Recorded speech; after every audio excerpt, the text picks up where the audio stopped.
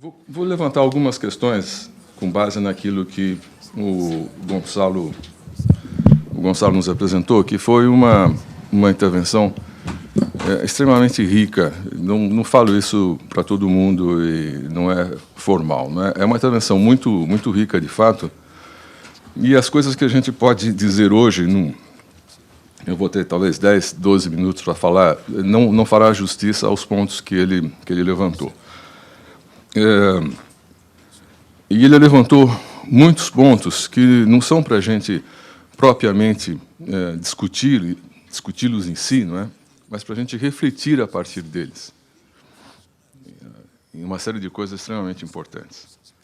Eu vou ficar apenas com 3 deles e aproveitar um em específico, a questão da institucionalidade da cultura, para levantar uma questão que para vocês eu sei que é bastante quente e significativa. Talvez o Gonçalo possa acompanhar a gente nessa reflexão. Então, Gonçalo, uma ideia que mais ou menos cada um de nós dois aqui falamos 10, 12 minutos, por aí, e depois você comenta também em cima daquilo que a gente falar ou não, e em seguida abrimos para o público, né? Então, três questões, indo direto à questão. A primeira, o Gonçalo armou para nós uma bela armadilha quando ele propôs a metáfora do bosque, não é? Não sei se ele o fez intencionalmente ou não, mas o inconsciente das pessoas sempre funciona para... mas é uma metáfora muito boa. É uma metáfora muito boa e que se liga diretamente à questão da institucionalidade, não é? Então, eu não vou, em relação a esse primeiro ponto, eu não vou fazer mais nenhum comentário além daqueles que eu já fiz ontem. E aquela menção que eu fiz à questão do jardim francês, do jardim inglês, também não é brincadeira, gente. Existem estruturas culturais, ou, se vocês quiserem, talvez de maneira um pouco mais apropriada, existem estruturas do imaginário que são muito fundas e que correm num leito antropológico muito subterrâneo e que emanam, né, que resultam pura e simplesmente da acumulação e da repetição ao longo do tempo. Não é? Então, não é absolutamente ocasional que na França os jardins franceses sejam o que sejam e a França tenha toda aquela estrutura dela centralizada a partir de Paris, com o Ministério da Cultura que se mete em tudo, etc., etc. E enquanto na Inglaterra, justamente o jardim inglês é aquele que é deixado mais ou menos ao léu, deixado às suas próprias forças. Não será por acaso também que vocês sabem que a Inglaterra, apesar de ser um dos primeiros países a ter uma Magna Carta, uma Constituição, não tem leis escritas. E eu já vou já levantar a importância disso. Não tem. O direito é consuetudinário, é baseado no costume, baseado naquilo que foi, no conhecimento daquilo que foi e na aplicação dos princípios gerais de direito. Daí você vem a uma situação em que hoje eles têm, de fato, o Ministério da Cultura, mas eles têm, fundamentalmente, um Conselho das Artes. A palavra cultura, para os ingleses, ainda hoje é um pouco um palavrão. Cultura é uma questão de classe. Isso foi uma outra coisa que eu aprendi ao ir para lá, não é? Eu queria estudar política cultural na Inglaterra, só que lá não tem política cultural, tem política para as artes. Né? Política para a cultura, naquele momento, não tinha. Eu tenho a impressão que eles cederam um pouco à pressão internacional, ao politicamente correto, instituindo hoje o Ministério da Cultura, que não tem muitos poderes. Né? O que é a cultura? Cultura é o modo pelo qual você fala. Então, se você for da classe mais baixa e sem cultura, você fala cockney, tudo errado. Se você for da classe alta, você fala daquela maneira empolada, com uma batata quente na boca, etc. Não é? É o modo de vestir, disso, mais aquele outro. Agora, aquilo que a gente chama de cultura, eles chamam de arte. Teatro é arte. Música é arte. Literatura é arte. Arte é arte. Né? Então, estas linhas profundas são muito importantes. E a imagem que o Gonçalo nos trouxe é para a gente pensar muito bem, não é? O bosque que cresce com suas próprias forças, que tem suas próprias leis. Aí vocês vão dizer, mas você está advogando que não se deve intervir, pois o Gonçalo falou ontem que é a obrigação do Estado intervir. Então, eu não estou negando que deva haver alguma intervenção, mas qual é a medida exata desta intervenção no bosque? Como a gente já sabe, não é? A maior parte das intervenções humanas nos bosques existentes foi simplesmente desastrosa. Desastrosa. Não é? Mas, claro, a cultura já é, em si, uma primeira intromissão. Não é?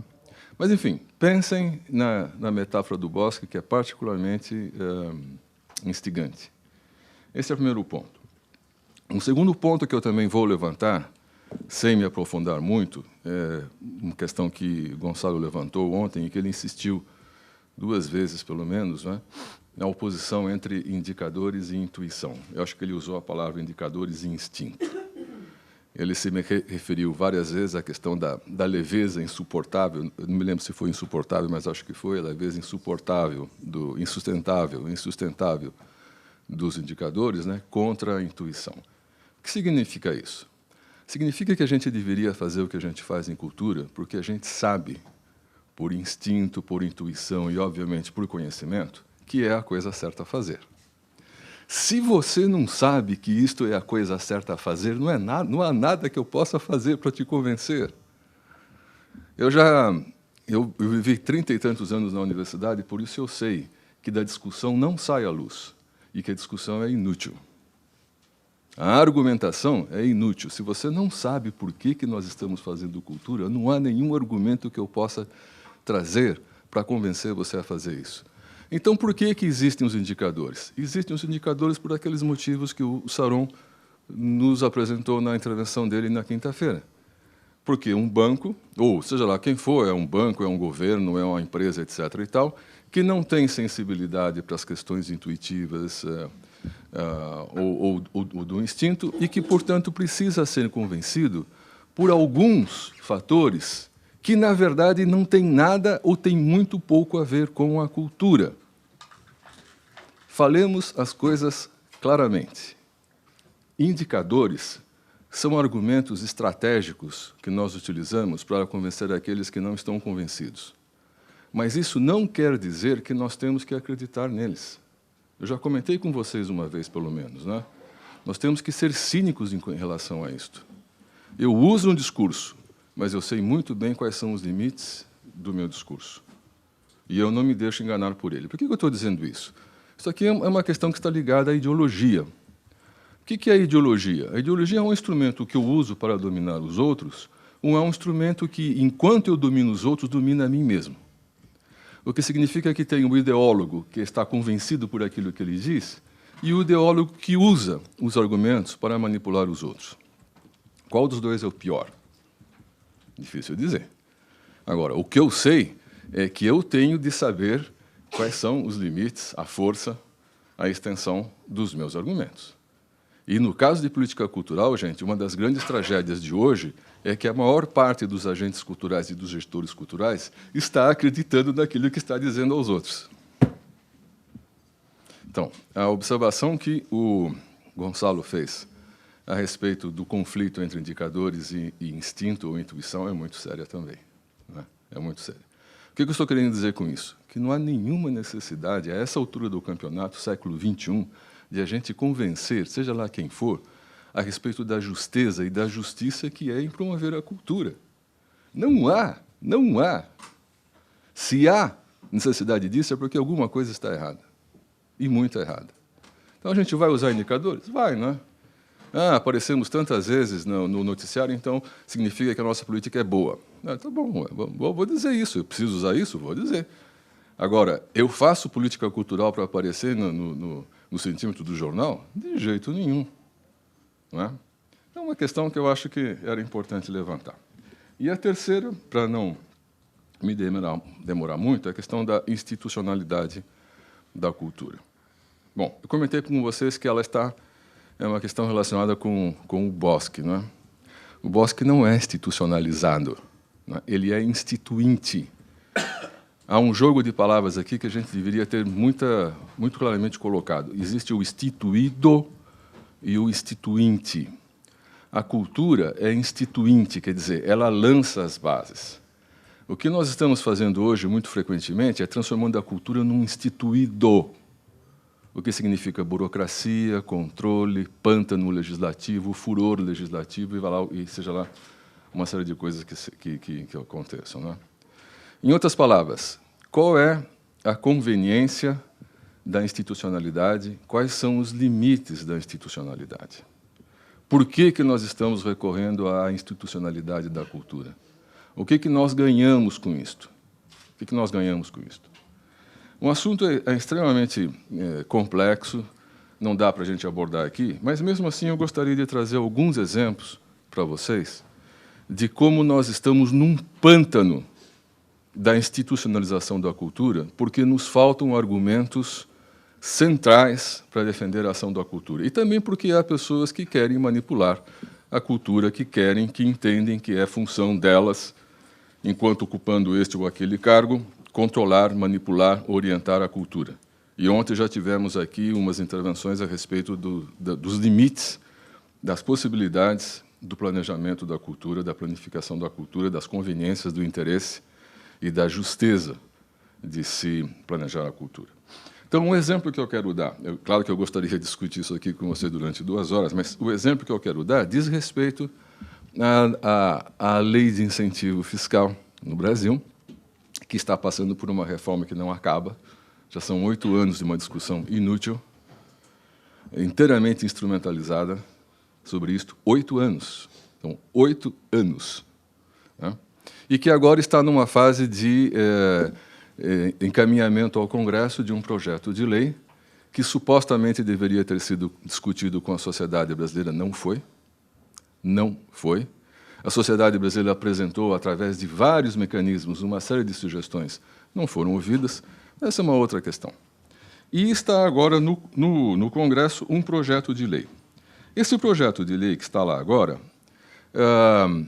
deverá receber a presença de um projeto alternativo ou de algumas emendas que um grupo de pessoas, entre elas 52 produtores culturais, empresas que apoiam a cultura de diverso porte, etc., apresentaram e encaminharam ao governo. Estão fazendo ajustes, estão tentando fazer ajustes para ver se melhora o projeto que está lá, porque o projeto que está lá, presumivelmente, se as coisas continuarem como estão hoje, significará um baque muito grande para a atividade cultural no Brasil. Bom, então, não posso ir a muitos detalhes. Depois, se vocês quiserem, façam perguntas e a gente vai.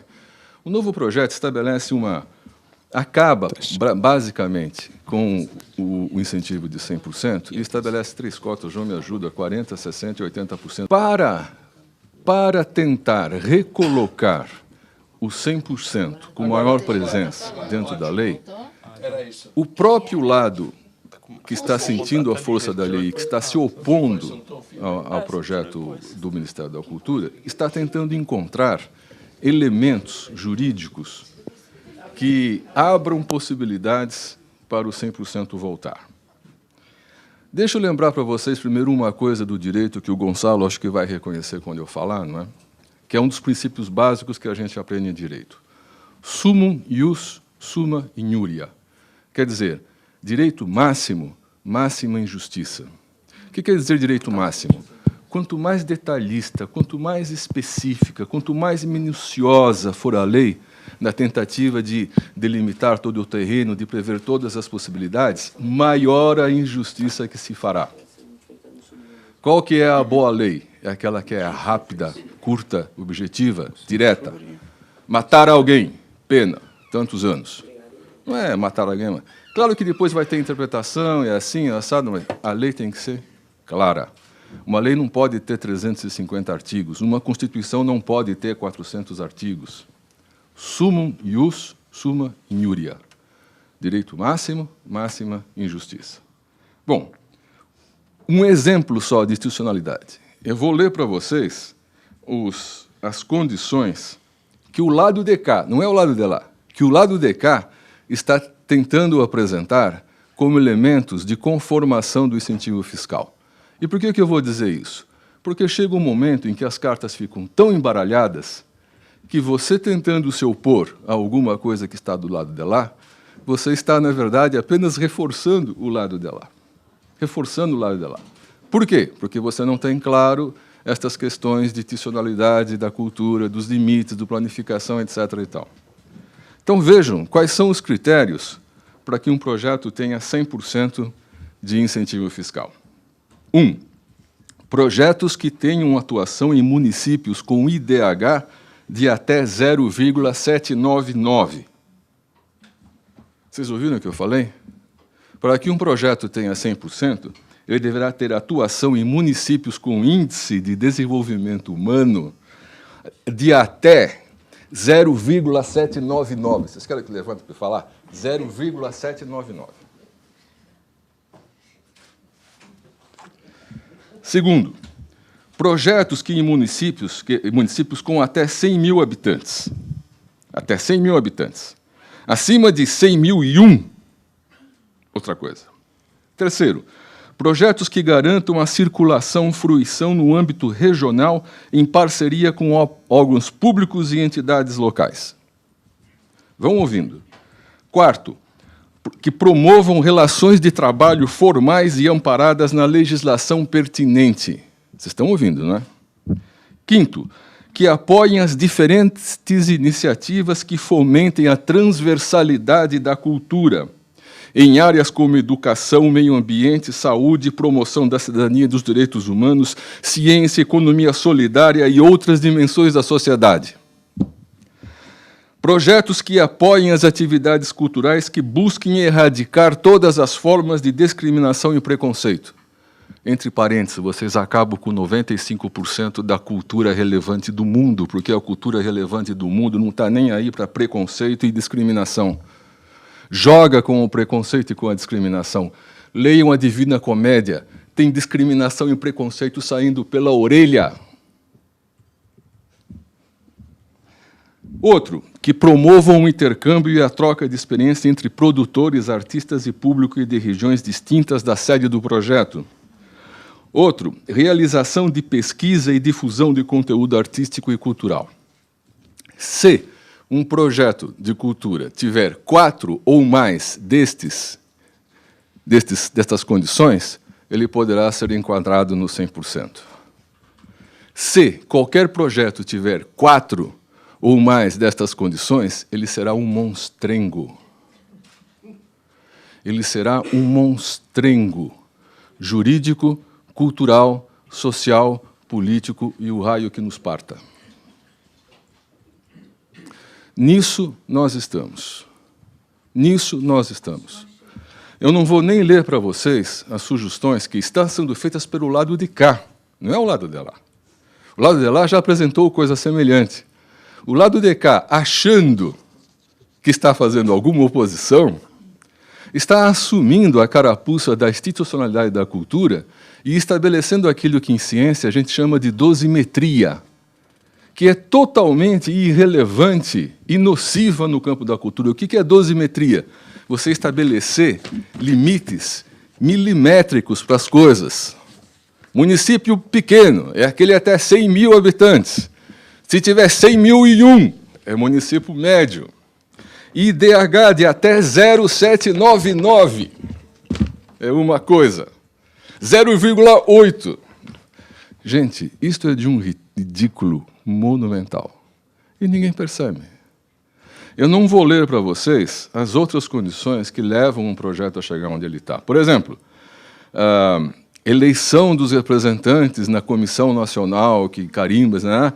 Eleitos pelos seus pares, um representante dos artistas, dos acadêmicos e dos especialistas, um representante do empresariado brasileiro, 6 representantes de entidades associativas dos setores culturais e artísticos de âmbito nacional, selecionados pelas entidades nacionais de representação das áreas culturais.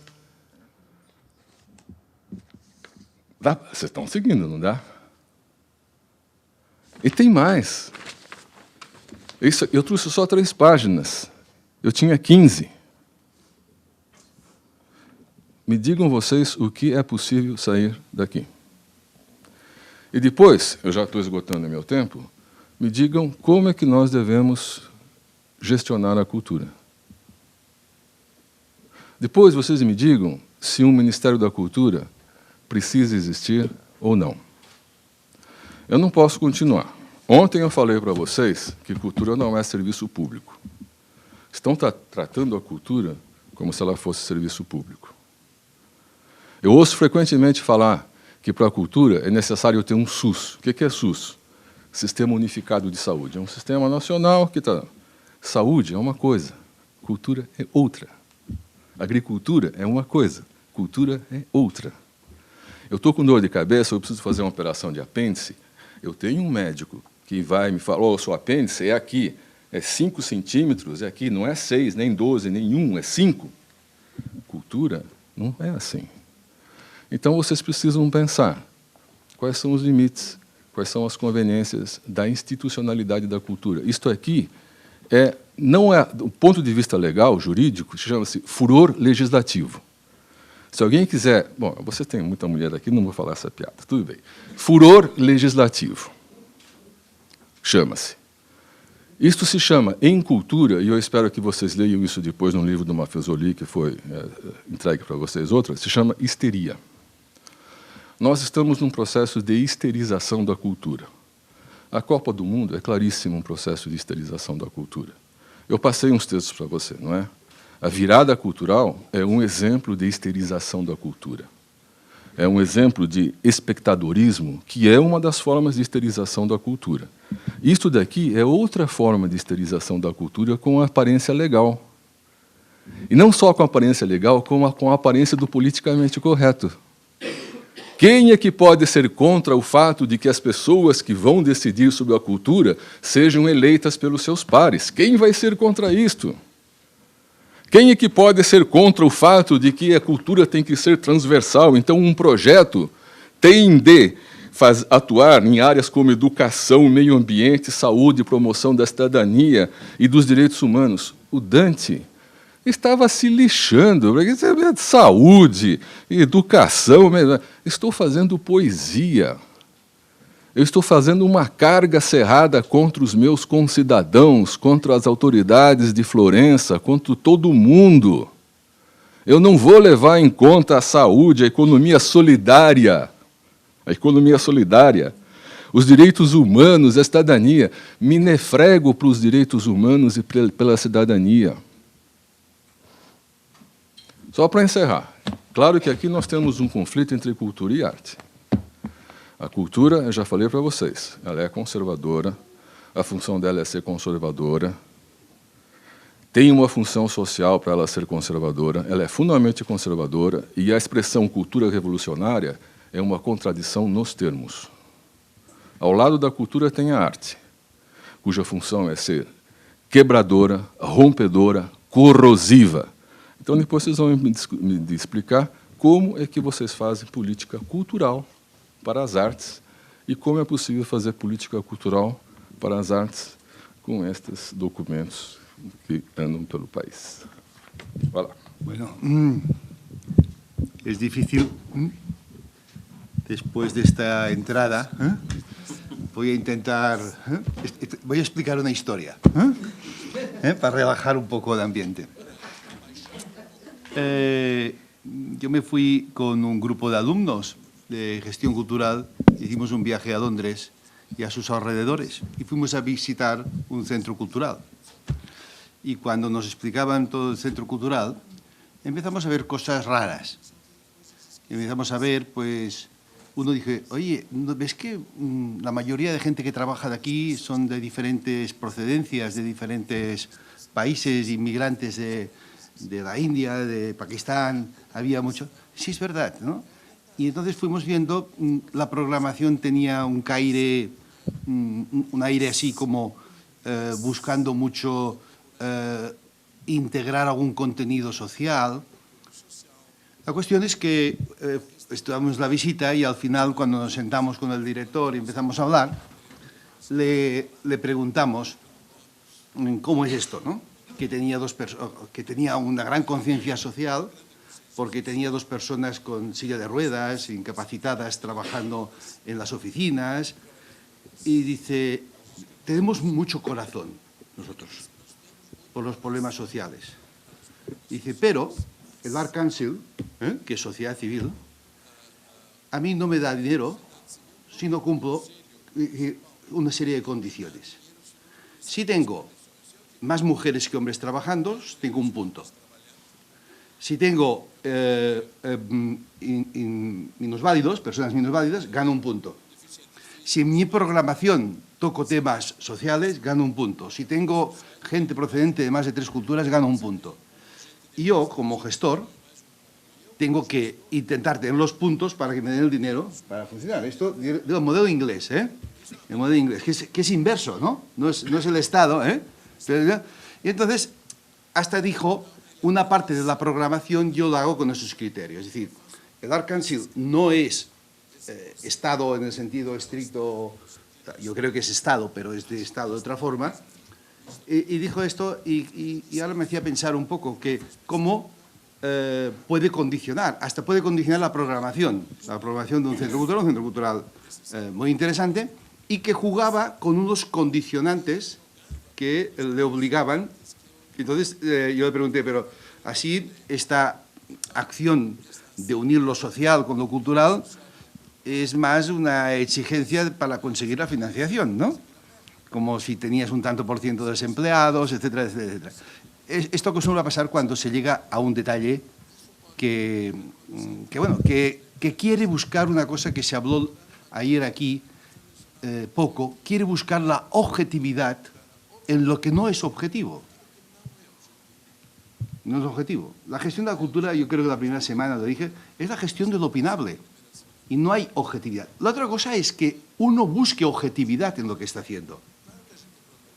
No es racional, pero yo busco racionalidad en lo que estoy haciendo. Por esto, yo uso técnicas de gestión que buscan racionalidad para sobrevivir en un entorno que no es racional, como es el de la cultura.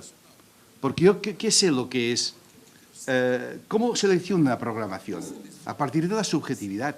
No hay una programación artística en un teatro, en una galería, que digas, no, yo funciono por unos criterios objetivos. Es imposible, porque yo hago una opción por una obra literaria o por una obra de teatro o por otra, y puedo hacer solamente programar en mi galería aquel tipo de arte que a mí me gusta, que sería una falta, diríamos, entre comillas, de deontología, o hago un ejercicio de buscar un poco de objetividad aquello que considero que es interesante para el público que viene, pero filtrado por mis gustos estéticos, claro está, porque por esto soy el director de la galería. Y por tanto, hay ese tipo. Entonces, la objetividad no existe, buscamos objetividad, la racionalidad en el sistema cultural no existe, buscamos racionalidad dentro de nuestro propio funcionamiento. Yo creo que eso es un tema muy importante. El segundo es que, y se ha tocado, cualquier intento, cuando más regulas un sistema, más efectos perversos genera. Eso está clarísimo. Cuando más...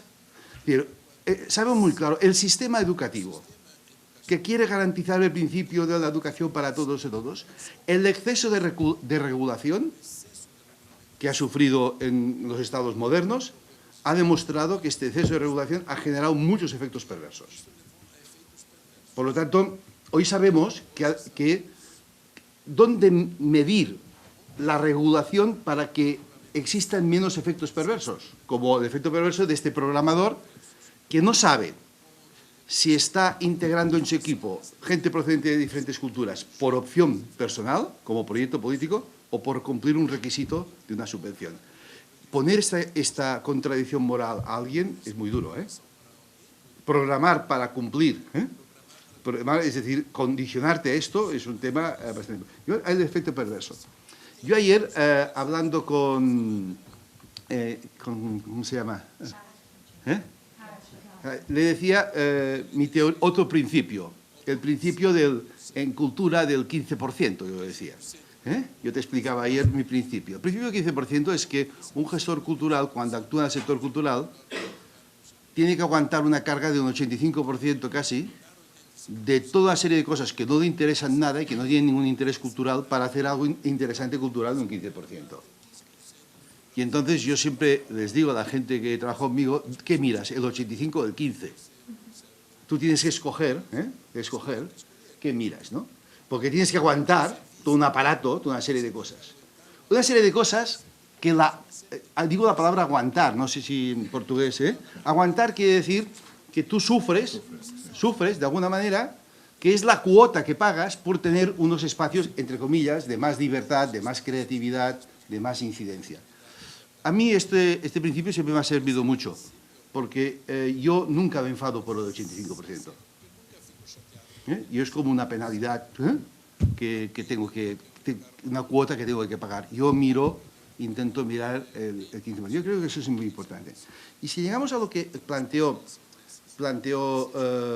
Gonzalo sobre la institucionalidad, es crear unas reglas de juego, que creo que es muy interesante. Y tú me contestaste, eso viene de la política. Sí, pero en cultura, de la ciencia política, estas reglas de juego, que me parece que es una afirmación muy buena, lo que hemos de seguir, hemos de continuar, es crear unas reglas de juego, pero ¿cómo? ¿Y dónde? ¿Y quién las propone? Siempre hemos dicho en políticas culturales, y ahora lo vemos de otra manera, que las políticas culturales que tienen más consenso son las que tienen más capacidad de sobrevivir. Pero para que sean de gran consenso las políticas culturales, tienen que integrar mucho, tienen que integrar amplios sectores. Claro, si son reglas de juego impuestas, es una institucionalidad autoritaria.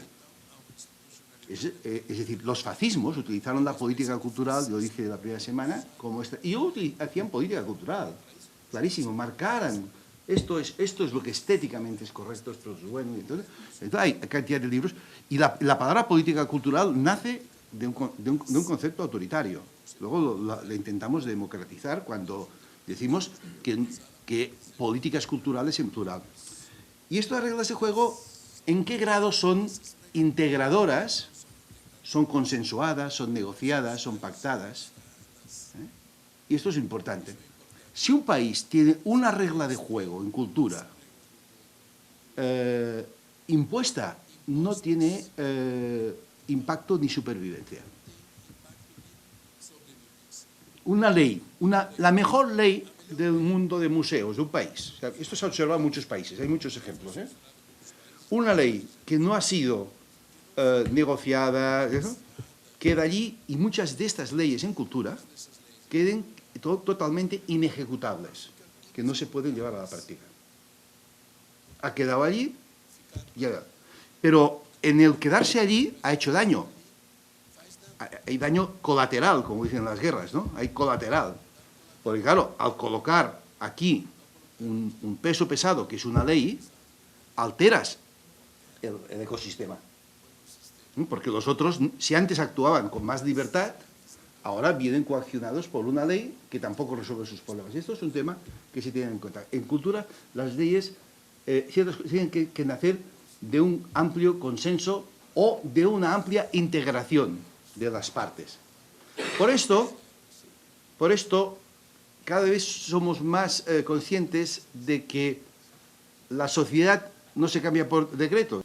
Y es verdad, la sociedad no va a haber un cambio a la sociedad por leyes. Las leyes han de acompañar los cambios de las sociedades, que es un principio totalmente diferente. Ahora, eso no quiere decir que estemos en contra de la institucionalidad y las leyes, porque a veces las leyes pueden avanzar. Hemos de saber hablar, hemos de saber movernos en que en cultura esto no es directo. Una ley más una ley es igual a un resultado de desarrollo cultural, no es verdad. Porque depende del contexto en que se mueven estas leyes y en el contexto en donde se han creado estas leyes. Si se han creado en un contexto de consenso, de cambio social, todo esto es importante. Otro elemento fundamental en esta línea es que la gestión cultural en esos entornos, en unos entornos de mucha incerteza, y quien quiera trabajar con certezas, que vaya a otro sector, si hay algún sector que genere certezas, porque hoy en día la economía ya parece el psicoanálisis, Es decir, la economía hoy en día ya no es una ciencia exacta, la ingeniería también está... Hay aquellos mitos de los que venimos de letras, de que no éramos empíricos y tal, yo ya los he superado porque como lo he visto como la economía, y eso ya funciona casi como un libro de autoayuda, pues verdaderamente dices que hay incerteza en muchos sectores, ¿no? La cultura siempre ha sido un campo de incerteza. Siempre ha sido un campo de incerteza, un campo de opinabilidad. Y esos campos necesitan, pues hemos usado la palabra, necesitan amplios campos de zonas de libertad, porque no se producen ciertos fenómenos creativos ni ciertos fenómenos sociales si no hay un entorno agradable. Es decir, este bosque necesita unas condiciones de clima, necesita unas condiciones de humedad, necesita unas condiciones de circulación de aire, necesita unas condiciones... y esas condiciones no tenemos la certeza de que colocando esta planta a 20 grados de temperatura y 40% de humedad, pues dará este fruto. Ya nos gustaría tener fórmulas de estas para fomentar la creatividad, la participación social, la apropiación de la ciudadanía, de la vida cultural, y no los tenemos de ninguna manera. Porque en gestión cultural, cuando hablamos de institucionalidad y lo que ha dicho, cómo se movía Gonzalo entre hacer a veces una reflexión crítica, pero por otro lado tuvo mucho interés en decir, tengo una visión optimista en esta legislación. Para mí me hace pensar en un tema de que la gestión cultural puede ser una gestión de riesgo o una gestión conservadora. Y usamos la palabra riesgo como, de alguna manera, como de arriesgarse a campos nuevos o encerrarse dentro de lo que él habló de patrimonialismo, ¿no? Patrimonialitis. Patrimonialitis, que además es verdad, porque el patrimonio físico a veces te permite que te encierres dentro del museo, dentro de esto, te encierras dentro y que el mundo pase lo que sea. O quien va a buscar estas zonas de riesgo, Aquí también hay una dualidad entre cuándo hemos de hacer una política conservadora de mantenimiento y cuándo hemos de hacer una política de riesgo. Está clarísimo es que si no hay riesgo, es decir, si la gestión de la cultura no fuerza y se atreve a trabajar en tensión con sistemas que alteran la normalidad, la cultura se muere. La cultura viva no existe.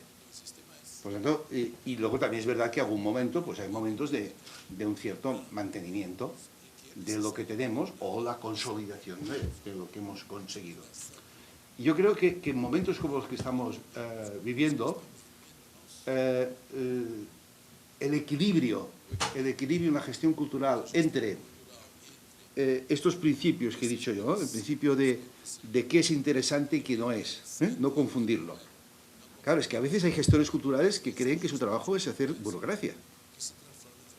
Los papeles y la burocracia la hacemos para hacer algo. No confundas que tú eres esto, porque luego se creen que su trabajo es este, que son únicamente tramitadores de procedimientos administrativos y jurídicos.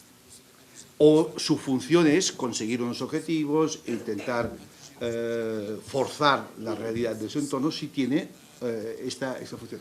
Y luego, claro, si no hay riesgo en la gestión cultural, hay conservadurismo, como decía Teixeira, esta manera de decir, la cultura pues se queda, está aquí, se queda aquí como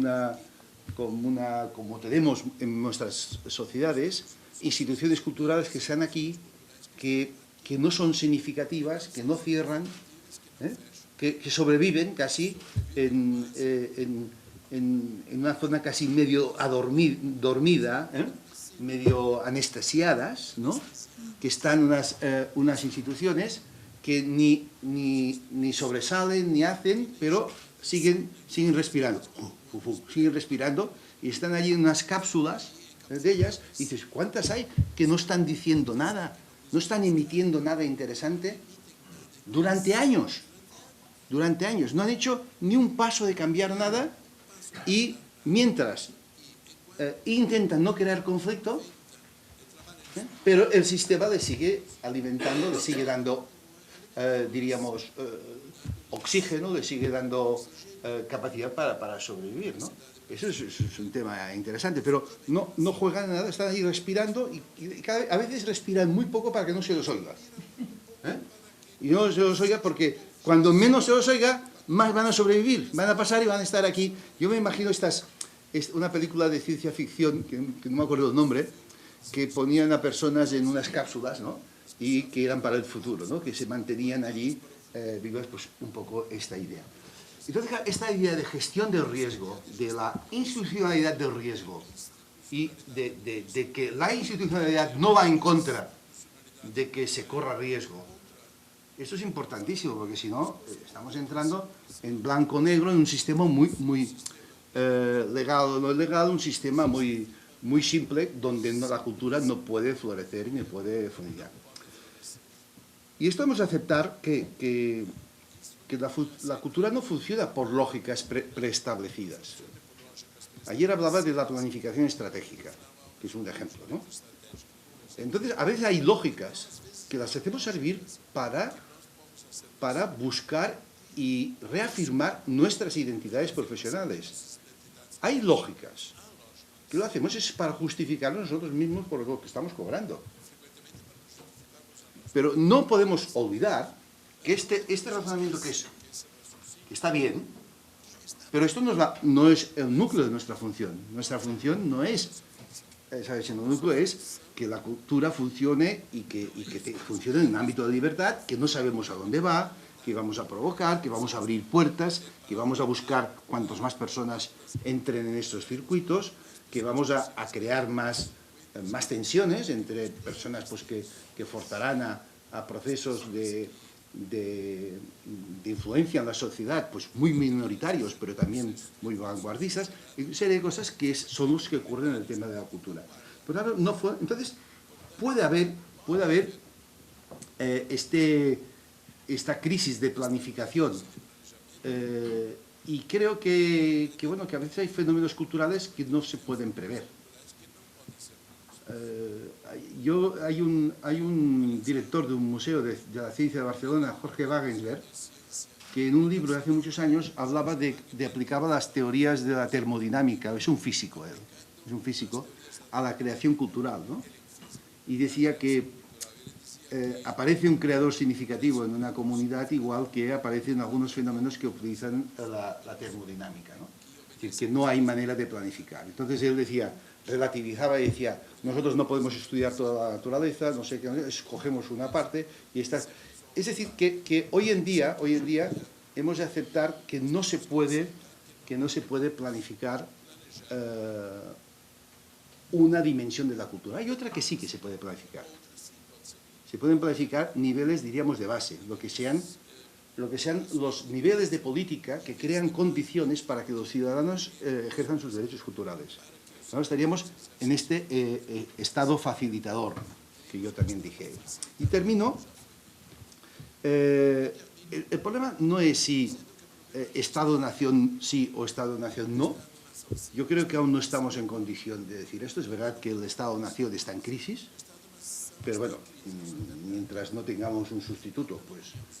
Sino, lo que es verdad es que el Estado-nación no puede dirigir la cultura en un entorno democrático. No la puede dirigir como quien dirige. Yo coincido plenamente. Es que ya no puede dirigir muchas cosas. La Unión Europea no está dirigiendo la política monetaria, no puede. No puede, la Unión Europea no puede. La gran crisis en este momento es que los Estados-nación no pueden gobernar ni su propia solvencia económica. Eso está, bueno, nosotros lo tenemos, lo hemos visto en Europa, ¿no? Como, nos pensábamos que teníamos una moneda única, tal, y ahora hasta se cuestiona que el euro ha de desaparecer. Y hemos de volver. Entonces hay luchas en el Estado-nación entre procesos de integración y no procesos de integración. Entonces el Estado-nación tiene que buscar una nueva función. Lo que sí que es verdad es que no puede dirigir la cultura a pesar de ella, es decir, un poco sin tener en cuenta la cultura. Lo que tiene que crear es condiciones, es facilidades para que los fenómenos culturales surjan. Eso es el problema. Entonces, ¿habrá que ordenar alguna cosa? Pues quizás sí. Quizás sí. Pero la institucionalidad, como decía Gonzalo, para mí adquiere más valor político y de cohesión social en la medida que es una institucionalidad que es negociada. Es negociada. Y de alguna manera prevalece más allá, cuando él decía la planificación estratégica, él se refería a tener acuerdos culturales que vayan más allá de los periodos de gobierno. Pero esto es muy difícil, porque algunos países lo han hecho, de hacer planes decenales, que a pesar de que haya cambios de gobiernos, pues sigan las políticas de cultura, pero es más un ejercicio interno que real. Es decir, no me quiero criticar que esto no sea importante, vuelvo a repetirlo, pero lo que planificamos no es lo que ocurrirá en cultura. Si planificamos es para nosotros, para tener un cierto orden. Pero hemos de saber que los fenómenos culturales no irán por las líneas de lo que planifiquemos. Puede ser que sí, que algunas sí, que coincidamos. Pero si de verdaderamente la cultura es viva, la cultura siempre busca surcos para salir al mar por los caminos que menos hemos planificado. Esto lo hemos observado de muchas maneras. Entonces, y luego lo que hace la política cultural muchas veces, y ahora sí que ya termino, es la buena planificación es aquella que integra aquel camino nuevo que no había previsto porque no quiere que la cultura vaya por aquí, sino dice, yo adaptaré mi programación de acuerdo por donde vaya la cultura.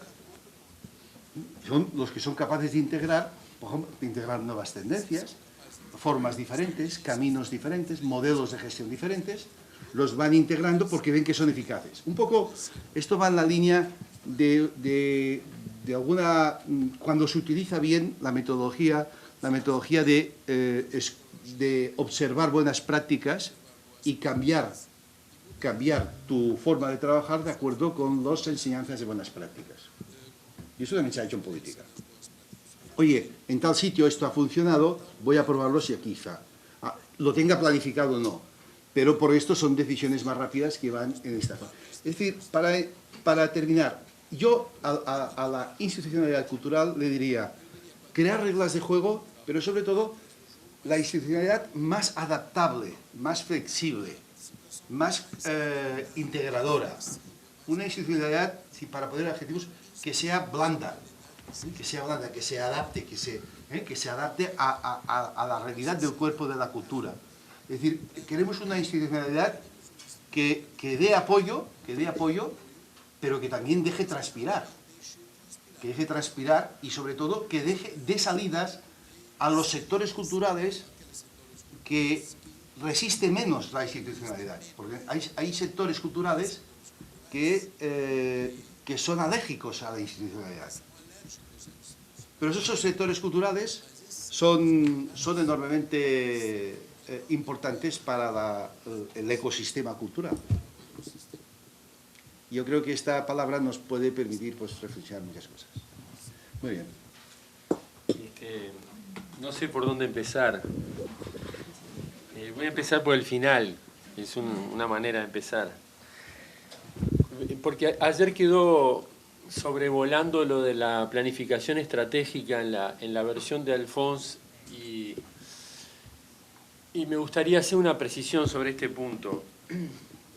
Yo comparto con Alfons que la idea de la planificación estratégica, en el sentido que en los años 50, 60, quizás se puso de moda como una manera de planificar gobiernos por quinquenios y políticas económicas, y eso ya no ha quedado demostrado que no es aplicable. Sin embargo, también hay otra planificación estratégica, el plan estratégico que propuso en algún momento Barcelona, el plan estratégico cultural, de los que saben bien Gemma y Alfons acá, que en mi opinión tenía más de marketing que de plan estratégico propiamente dicho, porque era la manera, con el uso de la palabra plan estratégico, de colocar los grandes lineamientos culturales que de alguna manera organizaran las políticas y las acciones de Barcelona en torno a determinados objetivos. para resumir. En esa época, si yo no estoy equivocado, 2002, 2003, que se dio ese debate, quizás entre 2001 y 2003, que se elaboró ese plan estratégico de Barcelona, yo también intenté hacerlo en Montevideo, pero criticando el plan estratégico de Barcelona. Es decir, le veía ese tufillo, no sé si existe la palabra portuguesa, le sentía esa sensación de que era más marketing que una preocupación real de pensar en lineamientos estratégicos que de alguna manera organizaran los recursos. Y creamos en Montevideo un equipo de investigadores y un grupo de economistas, sociólogos y alguna otra gente, investigadores de diferentes tipos para sentar las bases de un plan estratégico que nos ayudara a definir algunos criterios. Y lo hablamos con los actores y los representantes de la sociedad civil, como se le llama en Montevideo, y los gremios, y en fin, hicimos asambleas abiertas y fue un fracaso. No sé si saben que uno tiene éxitos y también tiene muchos fracasos en la gestión cultural. Ese fue uno de mis fracasos, porque no teníamos los instrumentos necesarios no teníamos los instrumentos necesarios para elaborar una planificación estratégica en los términos que yo me proponía, que no era cosificar, no era decir esto va a ser así en el año 2003, 4, 5, 6 y 7, porque así están dadas las condiciones, sino era más en un sentido empresarial, que hasta el día de hoy se sigue usando cuando se habla de marco lógico y otras técnicas de planificación, que es qué objetivos me propongo, qué herramientas cuento, etcétera. Pero la definición de proyectos de largo aliento, que algunos llaman misión, de objetivos estratégicos, etcétera, incluye la movilidad, el cambio de escenario, las amenazas, las oportunidades, es decir, tiene una definición no endogámica del plan estratégico, no ensimismada, no encapsulada, sino que se propone ir hacia algún lado y se organiza en torno a ese objetivo. Yo creo que este punto, para muchas cosas, para la gestión cultural pública y la gestión cultural privada, sigue siendo importante definir. ¿Para qué quiero quiero realizar un festival de música electrónica? ¿Con qué objetivos? ¿Con qué calidad? Y para organizar un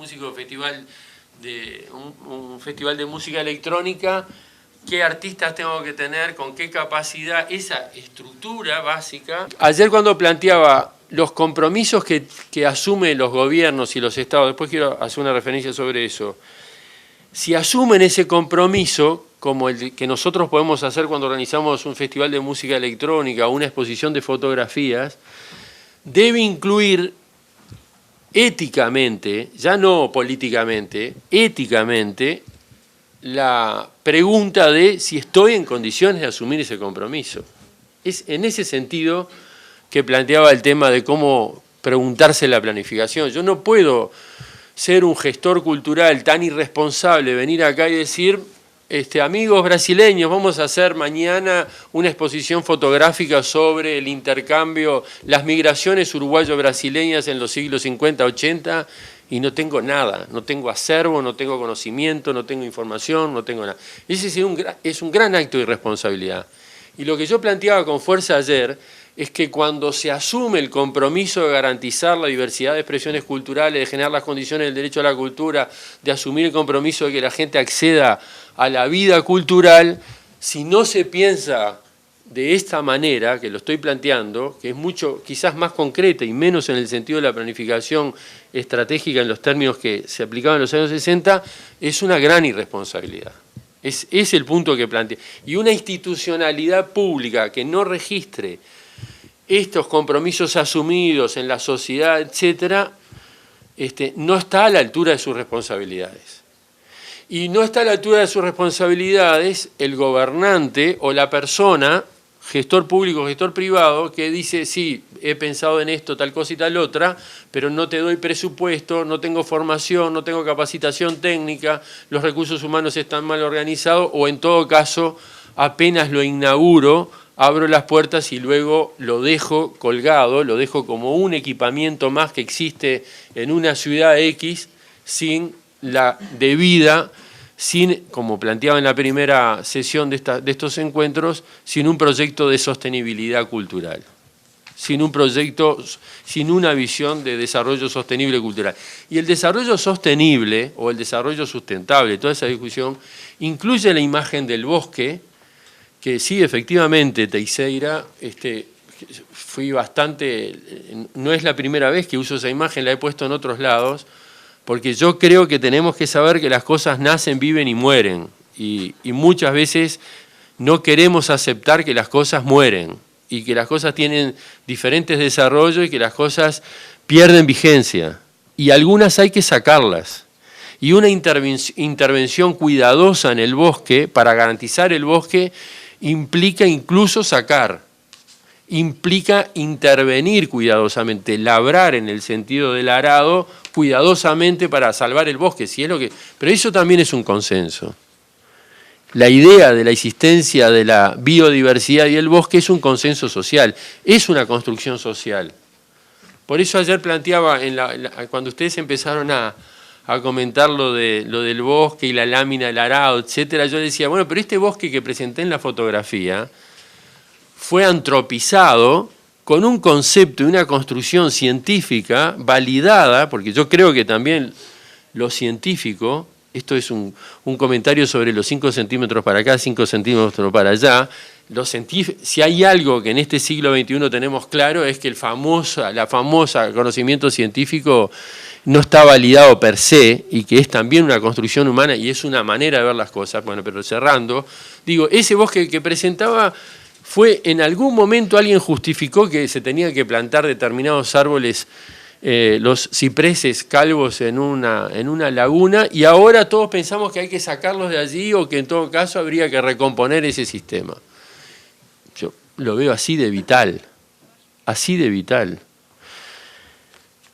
Sigo por el final. Entonces yo comparto lo que decía ahora Alfons sobre la dualidad, las dos caras de Juno, ¿no? Hay una dualidad permanente, casi por definición de la cultura. La cultura, ayer lo comentaba, la cultura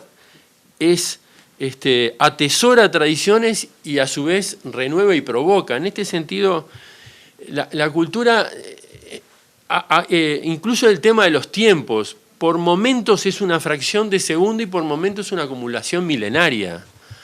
Eso, lo efímero y lo antiguo, la tradición y la provocación y la innovación.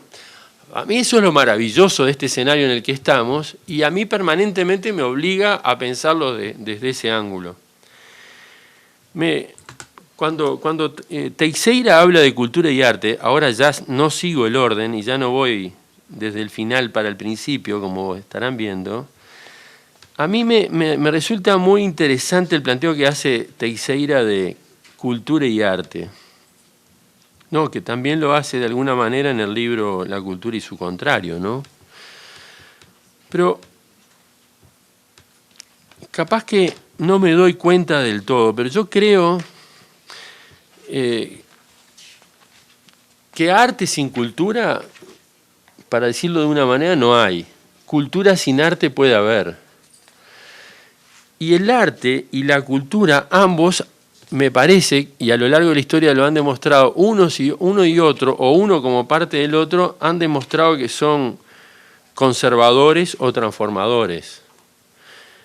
No me parece que hay una especie de visión, de visión benevolente con las artes y pensamos que el arte solo es un factor de provocación. Pero lo que pasa es que si lo tomo el arte solo como el arte, sin vincularlo culturalmente, quizás sí, pero si lo tomo el arte como parte de un escenario cultural, no necesariamente lo es. Me gustaría reflexionar más sobre este punto, incluso venir a un curso en San Pablo con Teixeira para profundizar más en estas cosas. Pero mientras hablaba Teixeira, yo sobre este punto del papel de la cultura, leí acá en los archivos que tengo Y me llamaba la atención ahora, escuchándolo, la definición de cultura de la UNESCO, esa que muchas veces se repite y se repite en todos los documentos, que viene de la Conferencia Mundial de México del 82 y que luego se retomó en Estocolmo en el 98, es una definición para mí interesante, pero es básicamente descriptiva, o sea que sería algo, es una descripción y no habla de procesos. Pero en cambio, la definición de cultura que da Eduardo Nibón, que estuvo aquí con ustedes en uno de los libros de él, en un libro que se llama, que es de políticas culturales, él utiliza una definición que la tengo acá justamente por otra cosa, que él dice que es la más consensuada de las definiciones, y dice, la cultura como el entramado de procesos donde se elabora la significación de las estructuras sociales, se las reproduce y transforma constantemente.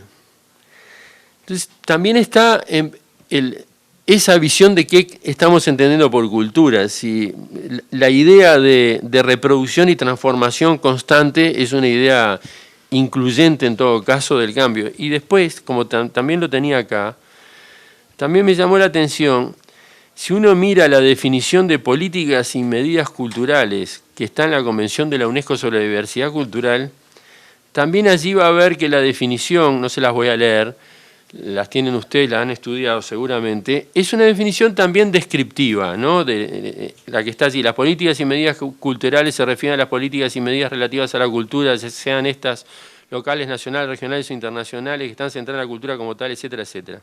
Y que procuran ejercer un efecto directo en las expresiones culturales. Esa es la definición de la Convención de la Diversidad. Pero si voy a otra definición, esta es una definición que tenemos nosotros en el instituto donde tenemos la licenciatura de gestión cultural, pero es tomada, partimos de una definición de García Canclini y le agregamos otros elementos. La base es García Canclini.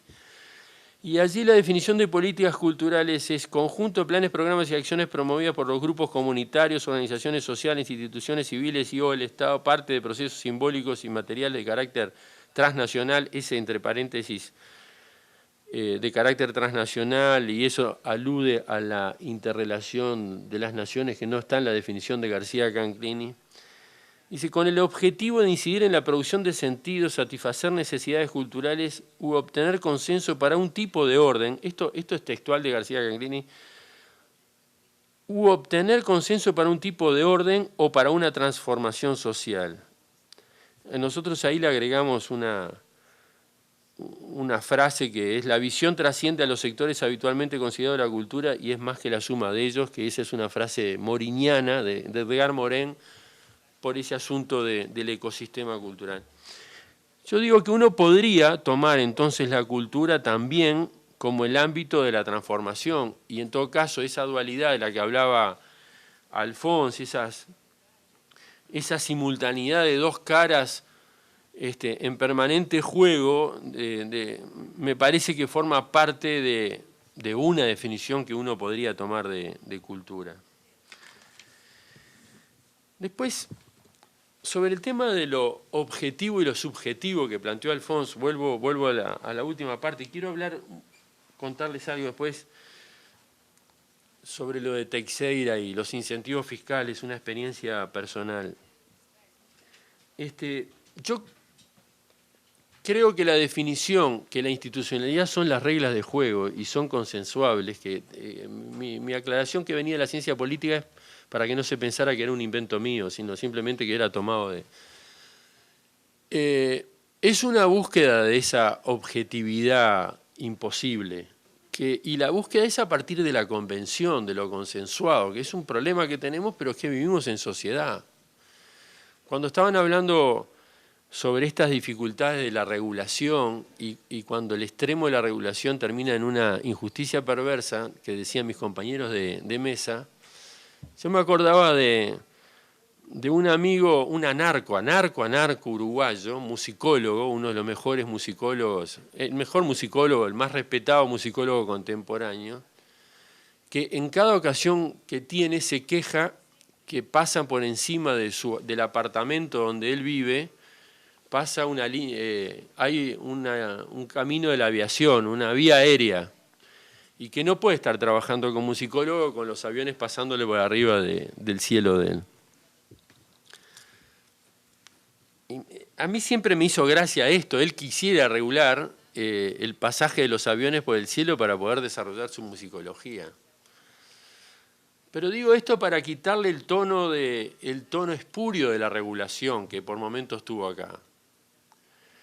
Si nosotros tenemos un ámbito acústicamente insonorizado para permitirnos el desarrollo de determinadas actividades, de alguna manera tenemos que regular la ausencia de intervenciones de sonidos y sonoros que impedirían tal desarrollo. Puede ser de manera física o puede ser por no permitir determinado tipo de actividades. No se puede fumar acá adentro. No se puede prender los celulares en un espectáculo de música. No se puede. Ese exceso de regulación es garantista de determinados objetivos. Y la regulación per se, en mi opinión, no necesariamente, yo sé a qué se están refiriendo ellos y ahora voy a este punto, pero quiero abrir un paréntesis porque forma parte de las reglas de juego y de las relaciones de convivencia y del respeto de los objetivos que nos planteamos también en el plano de la cultura y las artes, formas de regulación que implican que el derecho de los otros termina en el derecho este o al revés, si ustedes quieren, para seguir con esas cuestiones típicas del derecho. Yo creo que uno de los problemas que tenemos en la gestión cultural es que está hipertrofiado el derecho autoral del autor y muy poco desarrollado el derecho del consumidor cultural. Nos ha faltado elaboración y trabajo sobre eso. Y tenemos claro, algunas cosas son fácilmente realizables, por ejemplo, o defendibles, pero más bien no vienen del lado de la cultura, sino vienen del lado comercial, del derecho comercial y el derecho del consumidor.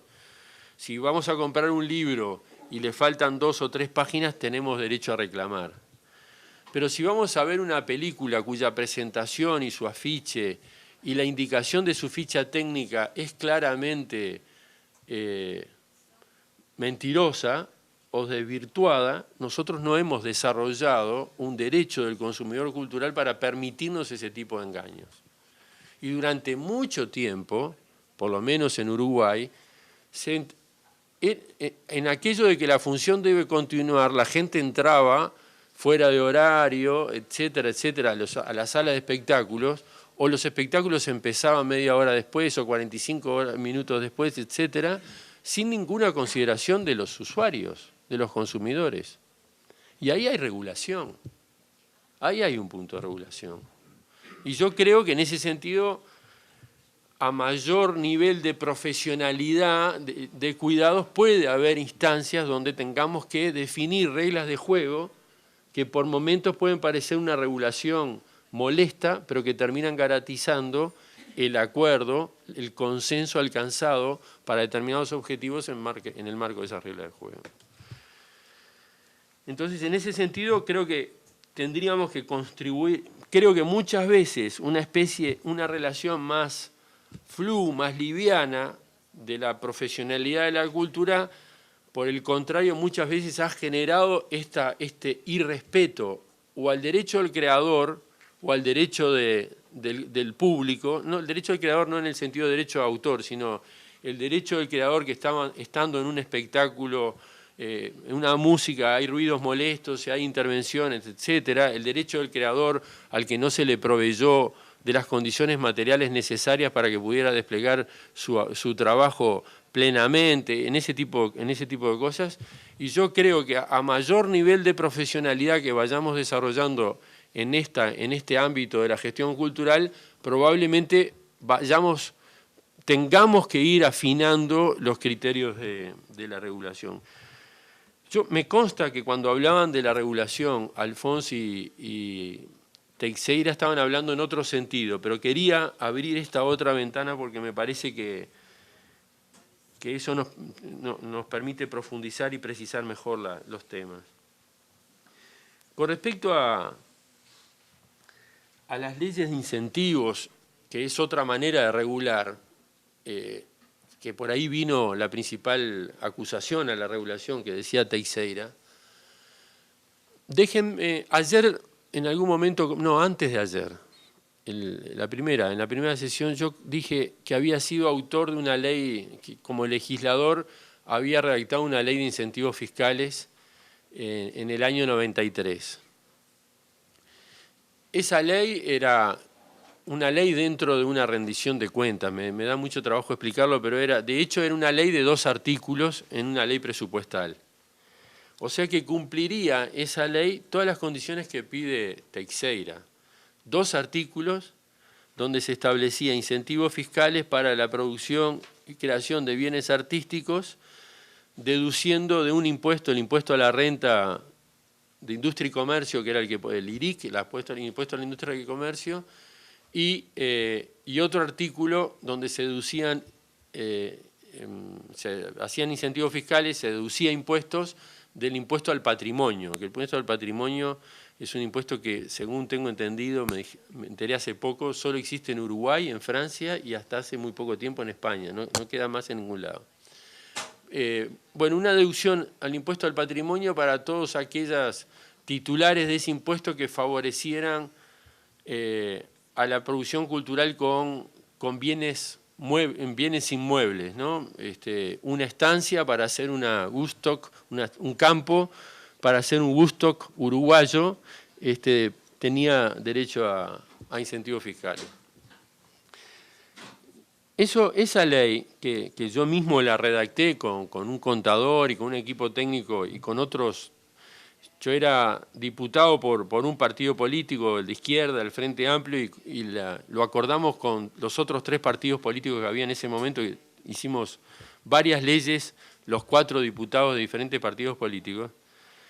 Esa ley nunca funcionó concretamente, y yo comenté en la primera sesión, si la tuviese que hacer de nuevo, la hubiera hecho distinta. Y capaz que lo distinto no es con ese nivel de regulación, pero lo distinto es registrando los problemas que yo creo que efectivamente hay en la escena cultural. No sé cómo se resuelve este punto, pero si yo fuese legislador hoy, o si los invito a ustedes a que sean administradores públicos o legisladoras hoy, ¿cómo resuelven el problema de las asimetrías que se generan en la atribución a las reglas de la iniciativa privada de determinados incentivos fiscales? Lo pregunto de verdad, incluso para dialogarlo con Teixeira ahora. ¿Qué quiero decir con esto? Si, primero, la deducción de impuestos, los incentivos fiscales, es una transferencia que hace la sociedad a un sector de la sociedad. Es un subterfugio, no sé si existe la palabra en portugués, es un subterfugio. En realidad es una maniobra inventada hace muchos años para discurrir el presupuesto que no está en lo público para pasarlo sin que se diga a otro lado, ¿no? Eso está claro. Como no tengo el presupuesto para determinadas actividades artísticas, hago de cuenta que no recibo los impuestos que tengo que recibir para pasarle a determinadas actividades artísticas o culturales, no lo recibo y por fuera de mi caja central, donde no hago el análisis, lo paso para otro. Es decir, dejo de recibir como sociedad 100 pesos para que esos 100 pesos, 100 reales, vayan a las artes o a la cultura, etc. Eso es un subterfugio. Lo correcto sería que yo recibiera los impuestos y que tuviese una política clara. Como eso nunca lo pudimos hacer, encontramos esa variante que es pasar por el costado de los 100 pesos que debería pagar un banco, una bodega, una empresa de automotores. Bueno, asumido que este subterfugio existe, que la sociedad se hace la distraída, sabe que este señor tendría que poner 100 pesos en las rentas generales, no lo pone allá y lo pasa para acá porque de alguna manera lo aceptamos. Me planteo para qué lo hago como sociedad, como reglas de juego, a quién estoy estimulando. La verdad, y puedo estar equivocado y por eso digo en tono de pregunta y también para hablarlo con Teixeira aquí mismo, yo creo que si estuviéramos, esta misma asamblea, esta misma reunión estuviese realizándose en un lugar X, voy a poner un ejemplo, Corumbá en Mato Grosso, ¿no? Corumbá está en Mato Grosso. Si esta misma reunión estuviese en Corumbá, Mato Grosso, hablando de los incentivos fiscales, seguramente las expresiones serían que las empresas y los incentivos fiscales sin una regulación van todas para San Pablo y Río, o sea que hay una simetría geográfica porque la lógica del empresario es asociarse con lugares donde tiene generalmente mayor visibilidad. Entonces me pregunto como legislador, me pregunto como administrador público de esos recursos que yo decidí que no entraran en la caja grande. Decidí que se procesaran con una regla en términos de la sociedad civil. Que esos recursos vayan, y yo no tengo control a dónde van esos recursos, no vienen a rentas generales. Se concentran en San Pablo y se concentran en Río de Janeiro, se concentran en Montevideo, en Uruguay, se concentran en los espectáculos y en las actividades de mayor impacto público, de mayor calidad artística. ¿Cuáles son las nociones de excelencia que manejo en este sentido? ¿Cómo las administro? Muy probablemente, esto pasaba en Uruguay, muy probablemente la danza contemporánea no recibiera los beneficios fiscales, los beneficios o los incentivos o el patrocinio de las empresas, porque la danza contemporánea, ahora no, ahora está mejor en Uruguay, pero en ese momento, al lado del carnaval, del tango, del candombe y de la música popular, seguramente que no era atractiva. No regulo. Si no regulo, acepto que una parte de la porción de rentas generales que la sociedad decidió pasarlo supuestamente porque la cultura era maravillosa, y ya sabemos que no es maravillosa, se distribuye de una manera sobre la cual la sociedad no tiene una visión. No, solo termino, Teixeira, con una cosa más, que es semántica y que tú ayer hiciste una aclaración y me quedó dando vueltas. Hiciste la relación de políticas culturales, políticas, que también hemos hablado indistintamente, son una precisión, hemos hablado indistintamente de Estado, gobierno, sociedad, y creo que yo hablé de institucionalidad pública y hablé de asunciones de gobiernos en representación de la sociedad en los Estados. El Estado, está claro que estamos hablando de cosas diferentes y cuando hablamos de políticas de Estado, culturas de Estado, no estamos hablando de los gobiernos o una sociedad históricamente determinada. Y los compromisos se asumen por los gobiernos en representación de sociedades involucradas en los Estados. Pero el Estado teóricamente somos todos, incluyendo los sectores privados o los públicos, etc. En fin.